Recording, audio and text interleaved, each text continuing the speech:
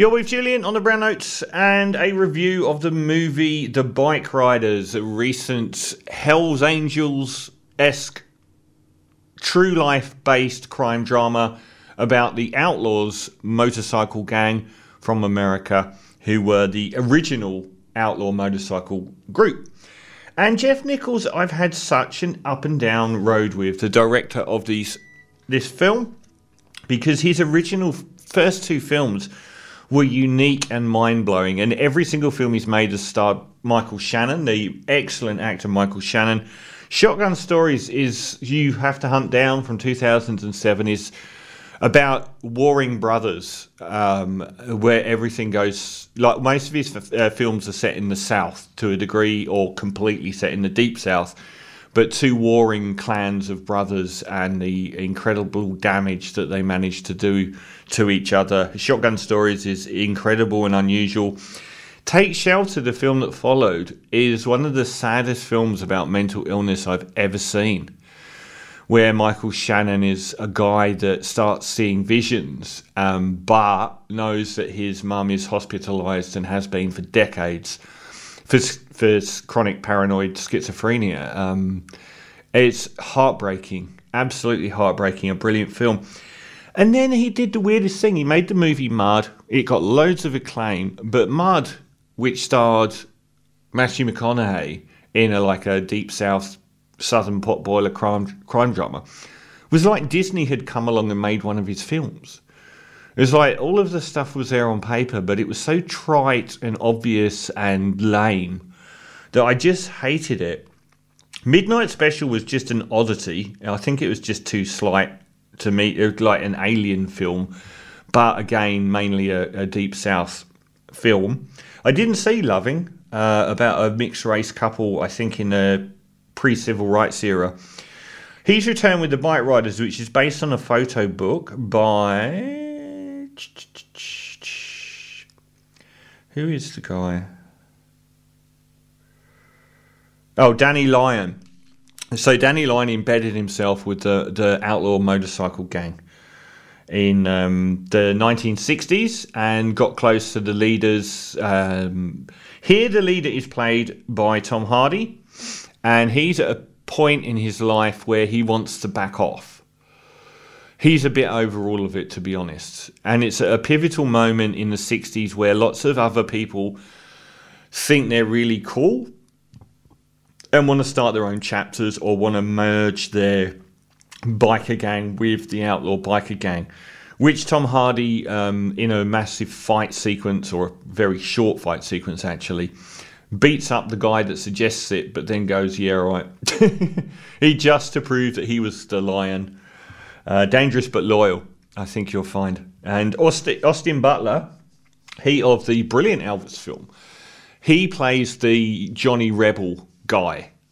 He's a guy who won't kowtow to anyone, is a lot of trouble, gets into a lot of trouble, and is the mysterious, moody, silent type who Tom Hardy wants to take over, and he just doesn't want to. He doesn't actually want to be in charge of anyone or have anyone in charge of him. And the third cog in this triangle, whew, that's rough, is the wonderful Jodie Comer, who is a brilliant British actress. I just wonder why American movie makers continually use British actors. You couldn't have got an American actress to do this. Like, how many black Americans prominent roles are British actors? It's so weird. But women are even worse. Actually, guys are even worse. It's just British actors wall to wall in American films. I mean, this film, Tom Hardy and Jodie Comer, one American out of three. I just don't get it. I thought she was absolutely superb in The Last Duel, which was one of probably the most underappreciated film by Ridley Scott, and maybe his best this century. I thought it was a fantastic film.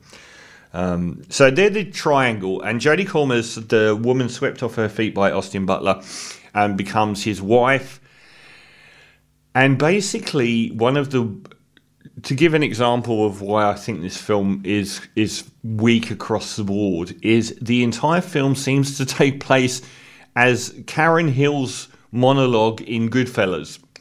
It seems to be virtually the whole film. She's completely fine. There's nothing wrong with her acting. It's just like her monologue sort of is the whole film. And we go through some changing years where outside forces are, weakening the bonds of this group that are together, and there are lots and more bikers coming onto the scene, and eventually younglings coming onto the scene to destructive effect. And we get some amazing cast members again. Will Oldham turns up, which is interesting. And we get, of course, Michael Shannon, and we get Boyd Holbrook. The cast. Toby Wallace as well is another strong. He's a great actor. He's British as well, isn't he? He's another British actor. Honestly, there's a lot wrong with this film. It's very anachronistic in a way. I'm not sure that is a negative on the quality of the film. In that it posits this world that begins in, say, 1963, where the outlaw gang by Tom Hardy is suddenly coming to prominence and everyone wants to be them. And he has based his whole persona on the legendary Marlon Brando film, The Outlaws, which only exists really in culture today from the iconic quote, "What are you rebelling against? What do you got?" which has become one of the most famous lines in movie history. And the image of the cap-wearing Marlon Brando made him a cause celeb at the time, even though it is nowhere near a great film. It's an iconic film. And apparently the Tom Hardy character, who himself would be a reasonable choice for a Brando-esque role any day of the week, even though there is an actor playing Marlon Brando in a movie coming out who looks, the guy that was in Titanic, I can't remember his name, who looks identical to Marlon Brando. It's frightening. So we've got this Tom Hardy character, Johnny, who's besotted by the Marlon Brando character from like 1951 and all of this. And then in the 60s, there's biker gangs explode and just doesn't actually fit the timeline, because the Johnny character is a real person in real life, and he started do I want to restart my PC? I'm in the middle of a fucking radio show. Windows, what are you going to do? He started the gang in the 1930s. And there were loads of motorcycle gangs by the 1950s, including the Hells Angels. So that's all very strange. The timeline of events is sort of compressed into the duration of this book. But by the time the book was being made, they'd been around with that leader, the Tom Hardy character, for 30 years. Which is very, it's a bit odd. And the other thing is they make out like the local kids are all into, the local kids that want to join them to be cool are more dangerous because they're into guns and drugs and everything. But what really happened is the returning Vietnam vets weren't into drinking beer, and they were like into heroin and smoking pot and in selling drugs. And that was the schism. It wasn't the kids at all. But what really lets this down is how superficial everything is, how trite everything is. All the characters are fairly ordinary and don't go deep enough. The sequences are very pat and obvious, and you've seen a million times. It's uneven. There's the odd great scene, and then quite a few wafty scenes virtually every 10 minutes. It's never really compelling. I thought every time, Jodie Comer was great. Austin Butler and Tom Hardy, even though their characters aren't written below very obvious tropes, are always entertaining on screen. They were a lot of fun to watch, but I really felt like it dragged. And it felt like the situations there weren't really any stakes to what was happening. It was like a photo book. It was very glossy, but there wasn't really any depth to anything that happened. And the whole arc of, you know, the young up-and-coming guy, the older mentor character, and the newbies coming in to cause chaos has been a staple of many a B-grade gangster film for a very long time. And the dialogue isn't particularly great either. I don't know if I thought sometimes the dialogue was great and it just wasn't really set in scenes that were, I don't know now, I can't remember.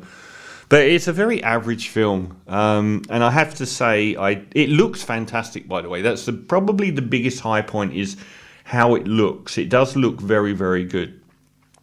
But overall, I did feel a bit negative towards the end. And I did know exactly how it would peter out. And it was a bit... it was just meh. So the Bikeriders, I'm because I was actually feeling, rather than feeling like, oh well, that was a reasonable watch, I actually felt a bit the other way. I'm going to give it a 4.5 out of 10.